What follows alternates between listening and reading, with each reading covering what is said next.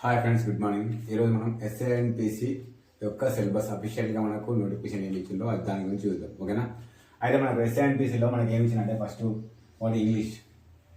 మనకి ఇంగ్లీషు ఎస్ఐలో English and Telugu separate subject ఉంటుంది. కానీ కానిస్టేబుల్ వచ్చేసి మనకు ఒక డైరెక్ట్ 200 మార్క్స్లను కలిపేసి 20 క్వశ్చన్స్ ఇస్తారు.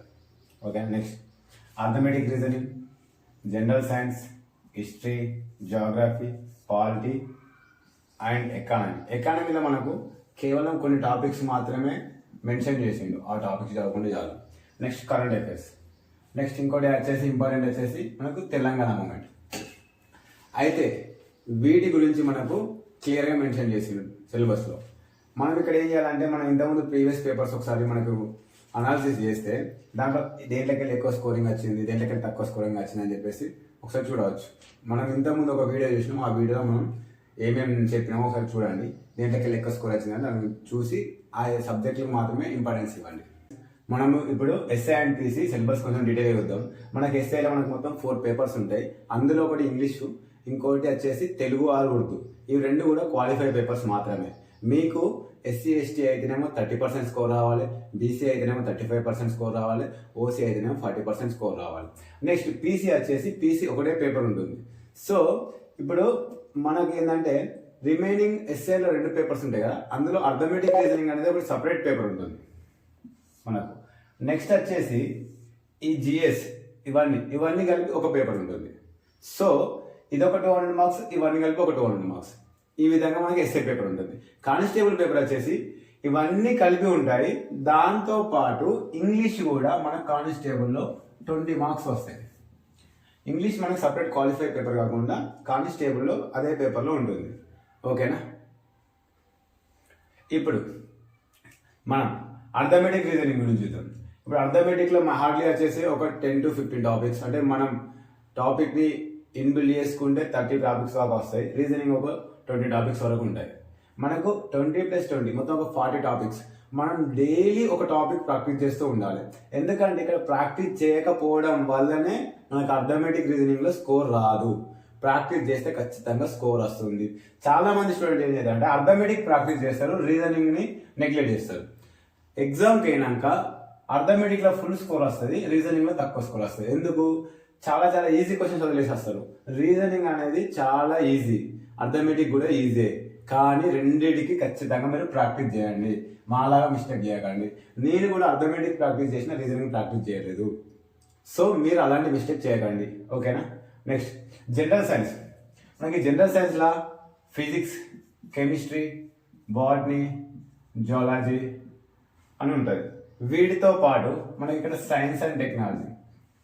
మనకి జనరల్ సైన్స్లో వచ్చేసి మనకు స్కోరింగ్ సబ్జెక్ట్ ఇది కూడా. ఎందుకంటే మనకు స్టాండర్డ్ ఉంటుంది. Physics, chemistry, biology, science and technology. ఇక్కడ వ్యాధులు మనకు ఇంతకుముందు ఒకసారి ప్రీవియస్ పేపర్ మీద జనరల్ స్టడీస్ అబ్జర్వ్ చేయండి. స్టడీస్ అబ్జర్వ్ చేసి ఏ టాపిక్ నుంచి ఎక్కువ స్కోర్ వచ్చింది అని చెప్పేసి ఆ టాపిక్ మీద ఫోకస్ చేయండి. ఇంకోటి సైన్స్ అండ్ టెక్నాలజీ.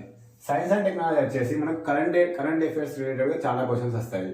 కొన్ని బేసిక్స్ వస్తాయి, రిమైనింగ్ వచ్చేసి కరెంట్ అఫైర్ రిలేటెడ్ వస్తాయి. మన science and technology ISRO machines, DRDA, science and technology ministry వాళ్ళు మనకు డైలీ అప్డేట్ ఇస్తారు. మనకి ఇంకేమైనా అడిషనల్ ఇన్ఫర్మేషన్ కావాలంటే పిఐబి, ప్రెస్ ఇన్ఫర్మేషన్ బ్యూరో, మనకు చాలా కరెంట్ అఫైర్స్ క్వశ్చన్స్ ఇక్కడ దొరుకుతాయి. మనకు చాలా అఫీషియల్గా గవర్నమెంట్ ఆఫ్ ఇండియా వాళ్ళు ప్రెస్ ఇన్ఫర్మేషన్ బ్యూరోలో మనకు చాలా వరకు ఇన్ఫర్మేషన్ పోస్ట్ చేస్తారు. మనం ఈ ఇన్ఫర్మేషన్ బేస్ చేసుకొని దాని సరౌండింగ్ ఏరియాను చదువుకుంటే మనకు స్కోరింగ్ ఎక్కువ వస్తుంది. నెక్స్ట్ హిస్టరీ వచ్చేసి మనకు ఎస్ఐలో ఇండియన్ హిస్టరీకి ఎక్కువ ఫోకస్ ఉంటుంది. ఇండియాలో మనకు మోడర్న్ హిస్టరీ మీద ఎక్కువ ఫోకస్ ఉంటుంది, రిమోట్ ఐడెంటిటీ మీద తక్కువ ఫోకస్ ఉంటుంది. ఒకసారి మనం ప్రీవియస్ పేపర్ అబ్జర్వ్ చేస్తే ఫస్ట్ మనకు హిస్టరీలో మనకి ఏముంటుంది, మనకు సింధు నాగరికత ఉంటుంది. సింధు నాగరికత ఖచ్చితంగా ఏదో ఒక క్వశ్చన్ వస్తూనే ఉంటుంది. నెక్స్ట్ ఏం వస్తుంది, శాతవాహనుల గురించి వస్తుంది. నెక్స్ట్ ఏం వస్తుంది, 1857 మూవ్మెంట్ గురించి. ఆ తర్వాత గాంధీ యుగం. ఇలా మనకి ఏ క్వశ్చన్స్ మీద ఇంతకుముందు అడిగిలో వాటిని బేస్ చేసుకొని ఆ టాపిక్స్ మీద మనం ఎక్కువ ఫోకస్ చేయాలి. దాంతోపాటు ఎగ్జామ్ బిఫోర్ మనకు 2 or 3 months ముందు మనకు ఇంతకుముందు హిస్టరీలో జరిగిన కొన్ని ఏమైనా ఈవెంట్స్ దానికి సంబంధించి జరుగుతాయి కదా, ఆ టాపిక్స్ కొంచెం కవర్ చేసుకోండి. ఫర్ ఎగ్జాంపుల్ 1947 స్వాతంత్ర దివస్ అనుకో, ఆ టాపిక్ ఎక్కువ కవర్ చేయండి. ఎందుకంటే అక్కడ నుంచి ఎక్కువ క్వశ్చన్ రావడానికి అవకాశం ఉంటుంది. పేపర్ సెట్ చేసే వాళ్ళు అది ట్రెండ్ టాపిక్ కదా, అందుకని చెప్పేసి అక్కడ నుంచి ఎక్కువ క్వశ్చన్ చేస్తారు. అట్లా హిస్టరీ.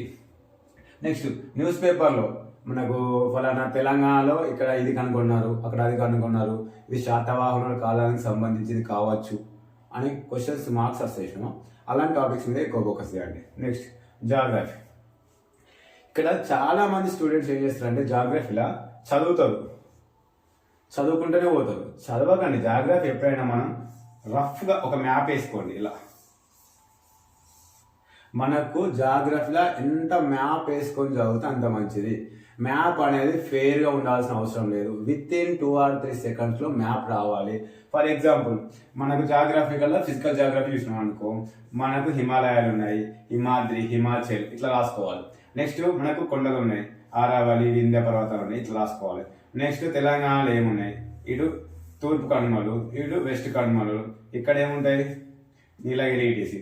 నెక్స్ట్ ఇక్కడ సహారా ఎడారి ఉంది. ఇట్లా మనకు ఫర్ ఎగ్జాంపుల్ ఇది కాకుండా ఇంకొక టాపిక్ ఏంటంటే మనకు మైదానాల ప్రాంతాలు ఉన్నాయి అనుకో, ఇది ఏం ఏరియా, ఇదే ఏరియా, ఇది తెలంగాణ దక్కన్ పీఠభూమి, ఇది మొత్తం కలిపితే దక్కన్ పీఠభూమి, ఇది గంగా మైదానాలు. ఇట్లా మీరు ఏదేసినా మ్యాప్ వేసుకోండి. ఫర్ ఎగ్జాంపుల్ ఒక రాష్ట్రాలు ఉన్నాయి, ఒకే ఒక రాష్ట్రంతో సరిహద్దు కలిగిన రాష్ట్రం ఏదని అడిగిన క్వశ్చన్ ఏం చేస్తారు మీరు, ఇట్లా మ్యాప్ వేసుకుంటే ఏమైందంటే ఫర్ ఎగ్జాంపుల్ ఇక్కడ మేఘాలయ ఉంటుంది, మేఘాలయ సరౌండింగ్ మొత్తం ఏముంటుంది, ఇట్లా ఇక్కడ అస్సాం ఉంటుంది, సిక్కిం ఏ రాష్ట్రానికి ఉంటుంది, అట్లా ఇట్లా మీరు కొన్ని క్వశ్చన్స్ మీరే క్రియేట్ ఇట్లా మ్యాప్ వేసుకోవడం వల్ల ఏంటంటే మీకు చాలా ఈజీ అయిపోతుంది.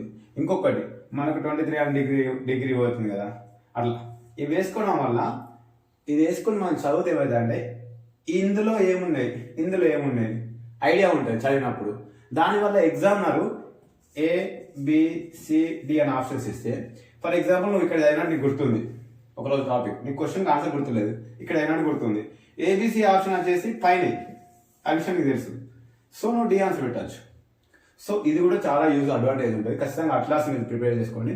మ్యాప్ మీరు ఓన్ వేసి అవ్వకండి రఫ్గా. ఇప్పుడు తెలంగాణ అంటే తెలంగాణ యాసిటీ రావాల్సిన అవసరం లేదు. ఇట్లా అంటే ఇటు ఒక ఏపీ, ఇక్కడ ఏపీ ఉంటుంది, ఇక్కడ ఛత్తీస్గఢ్ ఉంటుంది, ఇక్కడ మహారాష్ట్ర ఉంటుంది, ఇటు కర్ణాటక ఉంటుంది. చూసుకొని మనకు పర్ఫెక్ట్ ఇన్ఫర్మేషన్, ఇప్పుడు మహారాష్ట్ర ఎక్కడ కట్ అవుతుంది, ఇక్కడ కట్ అవుతుంది, అక్కడ ఏ రాష్ట్రాలు ఉంటాయి, ఏ జిల్లాలు ఉంటాయి, అది ఒకటి చూసుకోండి. మీరు అట్లా మ్యాప్ వేసుకొని మాత్రమే ప్రిపేర్ కండి. Indian geography, world geography, Telangana geography. మనకి ఇండియన్ జాగ్రఫీలో ఎక్కువ క్వశ్చన్స్ అడుగుతారు. వరల్డ్ జాగ్రఫీ అనేది కాన్సెప్ట్ బేస్కు చాలా పెద్దది కనుక వరల్డ్ జాగ్రఫీ మనం అర్థం చేసుకొని చదవాలి. ఓకేనా. నెక్స్ట్ ఈ తెలంగాణ జాగ్రఫీ అంటే మన జాగ్రఫీ కనుక మనకి దాని మీద గ్రిప్ ఉంటుంది. దాని మీద ఇంకొంచెం ఎక్కువ ఫోకస్ చేసుకుంటూ మనకు ఎకానమీ సర్వే బుక్ వస్తాయి కదా 2026, ఆ సర్వే బుక్ తీసుకోండి. ఆ సర్వేలో ఏమైనా జాగ్రఫికల్గా ఏమైనా మెన్షన్ చేసిండా, మనకు హిస్టరికల్గా ఏమైనా మెన్షన్ చేసిండా, పాలిటీ కానీ ఎకానమీ కానీ ఎక్కడైనా మెన్షన్ చేసిండా, తెలంగాణ మూవ్మెంట్ గురించి ఏమైనా మాట్లాడిండా, నిధులు నియామకాల గురించి ఏమైనా మాట్లాడిండా, ఒకసారి సర్వే బుక్ బాగా అనాలిసిస్ చేయండి. మనకి సర్వే అనేది చాలా ఇంపార్టెంట్. నెక్స్ట్ పాలిటీ వచ్చేసి మనకు ఖచ్చితంగా కొన్ని క్వశ్చన్స్ వస్తాయి. మినిమం ఒక 15 to 20 క్వశ్చన్స్ డిపెండింగ్ అపాన్. ఇంతకుముందు మనకు వీడియో చేసినాం కదా, ఆ వీడియో చూడండి. పాలిటీ వచ్చేసి మనకి ఏంటంటే ఫస్ట్ బేసిక్స్ మీద ఒక క్వశ్చన్ వస్తుంది. బేసిక్స్ ఏంది, పాలిటీ రచించే లోపు అంటే 1950 January 26 వరకు అసలు ఏం జరిగిందని ఖచ్చితంగా 1 or 2 క్వశ్చన్స్ వస్తాయి. ఇప్పుడు ఆర్టికల్ 1 to 395 మధ్యలో కొన్ని క్వశ్చన్స్ వస్తాయి. మనకు ఫండమెంటల్ రైట్స్ ఉన్నాయి 12 to 35, ఆర్టికల్ 12 to 35 వరకు ఫండమెంటల్ రైట్స్ ఉన్నాయి. ఫండమెంటల్ రైట్స్ నుంచి ఖచ్చితంగా 2 or 3 క్వశ్చన్స్ ఏ ఎగ్జామ్లోనే వస్తాయి. అది ఎలా వస్తాయి, ఎట్లా వస్తున్నాయి అని చెప్పేసి మీరు చూడాలి. మనకు సుప్రీంకోర్టు కానీ హైకోర్టు కానీ తీర్పులు చెప్పినప్పుడు అవి ఫండమెంటల్ రైట్స్ సంబంధించిన, ఫండమెంటల్ డ్యూటీస్ సంబంధించిన, కేంద్ర ప్రభుత్వానికి సంబంధించిన, రాష్ట్ర ప్రభుత్వానికి సంబంధించిందా అని చెప్పేసి ఉంటుంది. సో అవి కూడా ఫోకస్ చేయాలి. కరెంట్ రిలేటెడ్ పాలిటీ ఖచ్చితంగా మీరు ఫోకస్ చేయాల్సిందే. సుప్రీంకోర్టు, హైకోర్టు ఖచ్చితంగా ఫోకస్ చేయాల్సిందే. మనకి ఇప్పుడు రీసెంట్గా ఏమవుతుందంటే తెలంగాణలో ఫోన్ ట్యాపింగ్ కేసు అని చెప్పేసి ఒక కేసు అయింది అనుకో, దానికి ఈడీ వస్తుందా, సిఐడి వస్తుందా, నెక్స్ట్ ఇంకేమొస్తుంది, సిబిఐ వస్తుందా, ఇలాంటి ఆర్గనైజేషన్స్ కూడా మనం ఫోకస్ చేయాలి. అసలు అది ఏంది, వాటి యొక్క చట్టాలు ఏంటి అని చెప్పేసి కొంచెం ఫోకస్ చేయాలి. నెక్స్ట్ వచ్చేసి పాలిటీలు ఇంకేముంటాయి, రాజ్యాంగబద్ధ సంస్థలు, రాజ్యాంగేతర సంస్థలు. రాజ్యాంగబద్ధ సంస్థలకు మ్యాక్సిమం నియామకం పదవీ కాలం, నియమించే వ్యక్తులు, అర్హతలు మ్యాక్సిమం సేమ్ ఉంటాయి. అందులో ఏమైనా డిఫరెంట్ ఉన్నాయా అవి మీరు చూసుకొని చదవండి. National BC commission, national SC commission, national ST commission, national ఇంకా మైనార్టీ కమిషన్ రాజంగ సంస్థ. మీరే క్వశ్చన్కి ఆన్సర్ చేయండి. నెక్స్ట్ అయిపోయినాక నెక్స్ట్ మనకి ఇప్పుడు రీసెంట్గా ఎలక్షన్స్ అవుతున్నాయి, మున్సిపల్ ఎలక్షన్ గురించి ఆర్టికల్ 243లో ఎన్ని ఉన్నాయి, మున్సిపాలిటీ గురించి ఎక్కడి నుంచి ఎక్కడ వరకు చెప్తుంది, మనకి స్థానిక ప్రభుత్వాల గురించి ఎక్కడి నుంచి ఎక్కడ దాకా చెప్తుంది, సహకార సంఘాల గురించి ఎక్కడి నుంచి ఎక్కడ దాకా చెప్తుంది. ఇలా మీరు పాలిటీ కూడా మనం కవర్ చేయవచ్చు. ఓకే, నెక్స్ట్ ఎకానమీ వచ్చేసి మనకు కొన్ని టాపిక్స్ మాత్రం మెన్షన్ చేసిండు. ఏ టాపిక్ మెన్షన్ చేసిండు? డెవలప్మెంట్ అని చెప్పిండు, పంచవర్ష ప్రణాళికలు అని చెప్పిండు. పంచవర్ష ప్రణాళికల గురించి చదవాలి, డెవలప్మెంట్ గురించి చదవాలి. అభివృద్ధి అన్నాడు. అభివృద్ధి అంటే మనకు జీడిపి, జిఎస్డిపి, రూరల్ డెవలప్మెంట్ గురించి మనం అవి అసలు ఆ వర్డ్ మెన్షన్ చేసిందంటే ఆ వర్డ్ గురించి మొత్తం చదవాల్సిందే. ఓకేనా? ఎకానమీ అనేది మనం చాలా లిమిటెడ్గా చదవాలి. ఎందుకంటే గ్రూప్ 2 ఎకానమీకి వెళ్ళిపోయింది అనుకో మీకు అర్థమెటిక్ రీజనింగ్ మీద ఎఫెక్ట్ పడుతుంది. ఎకానమీ చాలా హెవీ పెద్ద సబ్జెక్టు. సో మీరు ఎకానమీ ఏ టాపిక్స్ ఇచ్చిండి ఎంతవరకు చదవాలో అంతవరకు చదవండి. Next current affairs. ఈ కరెంట్ అఫైర్స్ అనేది ఒక సముద్రం లాంటిది, అన్నింటినీ కవర్ చేస్తుంది. సో మనం కరెంట్ అఫైర్స్ చదివితే మనకి ఇవన్నీ అర్థమై ఉండాలి. ఖచ్చితంగా కరెంట్ అఫైర్స్ చదివామంటే వీటన్నింటిని దృష్టిలో పెట్టుకొని చదవాలి. కరెంట్ అఫైర్స్ జాగ్రఫీ సంబంధం ఉందా, కరెంట్ అఫైర్స్ పాలిటిక్స్ సంబంధం ఉందా, కరెంట్ అఫైర్స్ హిస్టరీకి సంబంధం ఉందా, సైన్స్ అండ్ టెక్నాలజీ సంబంధం ఉందా, కరెంట్ అఫైర్స్లో అసలు ఏ క్వశ్చన్స్ అడుగుతున్నారు, ఇంటర్నేషనల్ రిలేషన్షిప్స్ ఎలా ఉన్నాయి మనకు ఇతర ప్రభుత్వాలకి, స్టాండర్డ్ జీగా ఉంటుంది ఇక్కడ కొంచెం ఏంది, సంస్థలు ఎట్లా ఏర్పడ్డాయి, బ్రిక్స్ ఎట్లా ఏర్పడ్డాయి, నెక్స్ట్ నాటో, ఇవన్నిటి గురించి కూడా మీరు ఒకసారి క్లియర్గా చదవండి. కరెంట్ అఫైర్స్ అనేది మనకు చాలా స్కోరింగ్ సబ్జెక్టు. మనకు అప్ టు 40 వరకు క్వశ్చన్స్ వస్తాయి.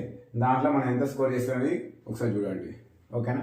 కరెంట్ అఫైర్స్ మీరు చదివేటప్పుడు ఏం చేసే మిస్టేక్ ఏంటంటే ఈనాడు పేపర్లోకి వెళ్ళి కరెంట్ అఫైర్స్ తీసుకోండి, ది హిందూ పేపర్కి వెళ్ళి తీసుకోండి, ఇంకా నమస్తే తెలంగాణ ఏ పేపర్ అయినా, వార్త ఏ పేపర్ అయినా సరే కరెంట్ అఫైర్స్ తీసుకోండి. కానీ కరెంట్ అఫైర్స్ కోసం 4-5 గంటలు టైం పెట్టకండి. ఒక 1 అవర్ డైలీ, ఒక 1 అవర్ మీరు ఓన్గా కరెంట్ అఫైర్స్ ప్రిపేర్ చేసుకుందా అంటే 1 అవర్ 1.5 అవర్లో మీ కరెంట్ అఫైర్స్ ప్రిపరేషన్ అయిపోవాలి. స్టార్టింగ్లో ఒక 2-3 అవర్స్ పడుతుంది కరెంట్ అఫైర్స్ ప్రిపరేషన్. కానీ ఆఫ్టర్ 10 డేస్ తర్వాత మీరు కరెంట్ అఫైర్స్ సపరేట్ ప్రిపేర్ కాకండి. మనకు చాలా ఇన్స్టిట్యూషన్స్ డైరెక్ట్ బుక్ రిలీజ్ చేస్తున్నాయి, వాళ్ళు కూడా తీసుకునేది అక్కడ నుంచే. ఇక్కడ మనకు ప్రెస్ ఇన్ఫర్మేషన్ బ్యూరో అని ఉంటుంది, మనకి ఇస్రో నుంచి తీసుకుంటారు. వాళ్ళకి ఎందుకంటే మనకు చాలా సైట్స్ ఉంటాయి. ఆ సైట్స్ గురించి మనకు చాలా తెలియదు. మనకు తెలంగాణ స్టేట్ అఫీషియల్ సైట్ ఉంటుంది గవర్నమెంట్ది, మనకు ఏంది ఆర్థిక సర్వేది, ఇవన్నీ సైట్లోకి తీసుకొని మనం చూసుకోండి. ఓకేనా? నెక్స్ట్ ఇక తెలంగాణ మూమెంట్. మనకు తెలంగాణ వచ్చింది తెలంగాణ మూమెంట్ ద్వారా, ఆ విషయం ప్రతి ఒక్కరికి తెలుసు.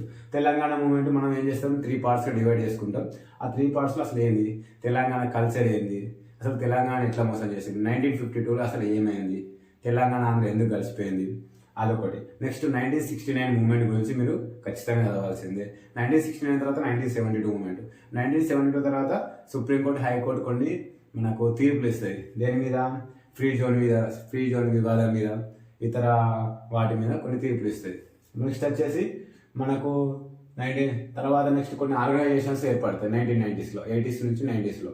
వాటి వల్లనే తెలంగాణ పునాదులు అనేవి గట్టిగా పడతాయి. ఆ తర్వాత 2001లో టీఆర్ఎస్ పార్టీ ఏర్పాటు, ఆ తర్వాత కాంగ్రెస్ పార్టీ పాత్ర, బీజేపీ పార్టీ పాత్ర, 2009 ఉద్యమం, అసలు ఉద్యమం జరగడానికి కారణం, జరిగిన తీరు, జరిగిన ముఖ్యమైన సంఘటనలు, అవన్నీ ఏంటి అని చెప్పేసి ఒకసారి మీరు ఫస్ట్ సిలబస్ అనేది మన మైండ్లో ఉండాలి.